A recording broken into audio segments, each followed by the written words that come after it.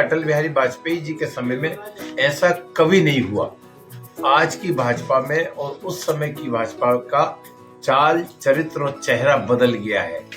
वो राष्ट्रीयता से परिपूर्ण थी, आज ये सिर्फ लड़ाई कुर्सी की, स्वार्थ की और अपने खुद के निहित राजनीतिक दल की बात करते हैं। देखिए, अटल बिहारी वाजपेयी जी का जमाना, इंदिरा गांधी और राजीव गांधी जी का जमाना, राजनीतिक नजरिए से कह रहा हूं मैं, एक अद्वितीय था जिसका आज के समय से तुलना नहीं की जा सकती।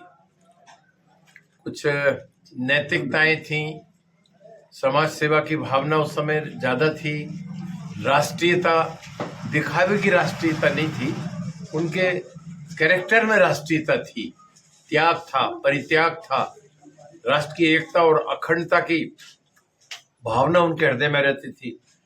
और जब कोई भी सांसद बनता है या मंत्री बनता है या देश का प्रधानमंत्री बनता है तो संविधान की कसम खाकर वो ये कहता है कि मैं देश की एकता, अखंडता अक्षुण्ण रखूंगा और राजनीतिक मर्यादा का पालन करते हुए मैं अपने दायित्व का निर्वहन करूंगा। आज तो संविधान को धता बता दी गई है। जो लोग संविधान की कसम खाते हैं, कसम लेके पद की जिम्मेदारी लेते हैं, वही संविधान की धज्जियां उड़ा रहे हैं, संविधान को बदलने की बात कर रहे हैं। संविधान के आदर्श, आचार संहिता और जो फ्रीडम ऑफ स्पीच, जो एक आम साधारण व्यक्ति को बोलने का जो अधिकार है, उसी पे अंकुश लगाया जा रहा है, मीडिया पर अंकुश लगाया जा रहा है। उन नए नए कानून बनाकर उन्हें बाधित करने का प्रयास किया जा रहा है, चाहे यूट्यूब हो, चाहे वो आपका व्हाट्सएप हो, चाहे फेसबुक हो, चाहे वो इलेक्ट्रॉनिक मीडिया हो, जिनको सरकार परमिट देती है, मदद देती है, उनको उनका स्पोक्समैन बनाने के प्रयास कर रहे हैं। कांग्रेस के समय में, अटल बिहारी वाजपेयी जी के समय में ऐसा कभी नहीं हुआ। आज की भाजपा में और उस समय की भाजपा का चाल, चरित्र और चेहरा बदल गया है। वो राष्ट्रीयता से परिपूर्ण थी, आज ये सिर्फ लड़ाई कुर्सी की, स्वार्थ की और अपने खुद के निहित राजनीतिक दल की बात करते हैं। आम जनता की सेवा भावना, क्षेत्र का विकास, देश का विकास या देश की एकता, अखंडता को मजबूत करने के लिए कोई बात होती नहीं है। ये मैंने देखा है इस दौरान में। आज के भ्रष्ट चरित्र का कि उन्हें चुनाव लड़ने से वंचित कर दिया, जो भी उन्हें लालच दिया होगा या कह सकते हैं साम दाम दंड भेद अपनाया होगा, जो उनकी कार्यशैली का हिस्सा है, उसके सामने वो आदमी शरणागत हो गया। अब क्या हुआ? अधिकारों का, धाराओं का, संविधान का कितना मिसयूज करते हैं। अब बताइए, चुने हुए मुख्यमंत्री को, केजरीवाल को बंद कर दिया बगैर किसी सबूत के, गवाह के आधार पर। जो आदिवासी मुख्यमंत्री क्या है, सोरेन, हेमंत सोरेन, झारखंड का, उसे बंद कर दिया। ऐसा तो कभी होता नहीं है। और उसमें जिस धारा में ईडी के जांच के परिधि में लेकर बंद किया है, जेल में डाल दिया है, उसमें जमानत की कोई धारा नहीं है। जबकि जो पीएमएलए कोर्ट है या जो ये एक्ट है, ये शातिर बदमाशों के लिए है, राजनीतिज्ञों के लिए नहीं है, देशद्रोहियों के लिए है, जो मनी लॉन्ड्रिंग करते हैं, इधर से उधर मनी करते हैं या काले को सफेद करते हैं, उनके लिए है।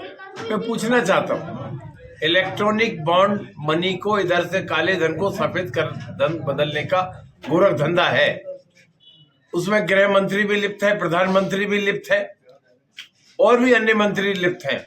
भाजपा का देश का अध्यक्ष भी उसमें जुड़ा हुआ है, जेपी नड्डा, क्योंकि चंदा उसके खाते में गया है। तो ये चंदा उसके खाते में गया है, मनी लॉन्ड्रिंग हुई है, काले धन को सफेद धन करने का उनके इलेक्टोरल बॉन्ड के थ्रू उन्होंने ये काम किया है, तो उन लोगों के खिलाफ कार्रवाई क्यों नहीं? ये बहुत बड़ा सवाल है। सुप्रीम कोर्ट ने इसमें फैसला दिया है कि चंदे का धंधा नहीं चलेगा। जिससे भी आप बताओगे, जिससे भी चंदा लोगे, वो जनता को बताना पड़ेगा। एक एक परतें खुलती जा रही हैं। जब कांग्रेस की सरकार आई, शिवराज सिंह जब मुख्यमंत्री थे, शिवराज सिंह की सरकार थी, विधानसभा के चुनाव में इन्होंने किसानों को 2700 रुपए प्रति क्विंटल गेहूं और 3100 रुपए प्रति क्विंटल धान खरीदने का वायदा किया था। गैस का सिलेंडर 450 रुपए में कर देंगे, ये भी वायदा किया था। चुनाव के बाद लाडली बहना में 3000 रुपया दे देंगे, ये भी उन्होंने वायदा किया था। आज 6 महीने हो गए, ना तो गैस सिलेंडर 450 में मिला, ना लाडली बहना के अकाउंट में ज्यादा पैसे आए, और जो गेहूं है वो 2275 रुपए में तोल रहा है। हाँ, भूमि अधिग्रहण में भी देखो आप क्या हो रहा है। रेलवे की भूमि अधिग्रहण हो रही है, सड़क की हाईवे की भूमि अधिग्रहण हो रही है, परंतु कांग्रेस के समय में ये था कि भूमि अधिग्रहण हो तो बाजार भाव का 4 गुना पैसा किसान को मिलना चाहिए। आज हम देख रहे हैं कि वो बाजार भाव का जो दाम है वही बड़ी मुश्किल से सेटल हो रहा है। तो हमारे कांग्रेस पार्टी ने ये कहा है, खड़गे जी ने और राहुल गांधी ने, कि हम सत्ता में आएंगे तो वो कानून वापस लाएंगे जो डॉक्टर मनमोहन सिंह जी के टाइम पर था। यदि शासकीय काम में या किसी भी कार्य के निर्माण में सरकार को भूमि की जरूरत है तो उसको बाजार भाव से 4 गुना उस किसान को देना पड़ेगा उसके। दूसरी बात जो हमारी मैनिफेस्टो में सबसे महत्वपूर्ण है, हमने वायदा किया है, वचन दिया है कि हमारी सरकार, इंडिया गठबंधन की सरकार दिल्ली में बनेगी तो हम जो अनाज का मूल्य है वो स्वामीनाथन फार्मूले के हिसाब से तय करेंगे। यदि गेहूं की लागत 2000 रुपये आ रही है बढ़े हुए समय में, खाद, बीज, बिजली और डीजल, पेट्रोल, इन सब के कारण, तो हमें उसको 50% बढ़ाकर 3000 रुपये उसको निश्चित करेंगे। 3000 रुपया प्रति क्विंटल गेहूं की फसल के दाम किसान को मिलेंगे, ये हमारे मैनिफेस्टो में कहा गया है।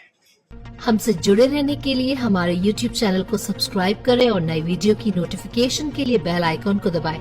अगर आप ये वीडियो Facebook पर देख रहे हैं तो लाइक जरूर करें और ज्यादा से ज्यादा शेयर करें। धन्यवाद।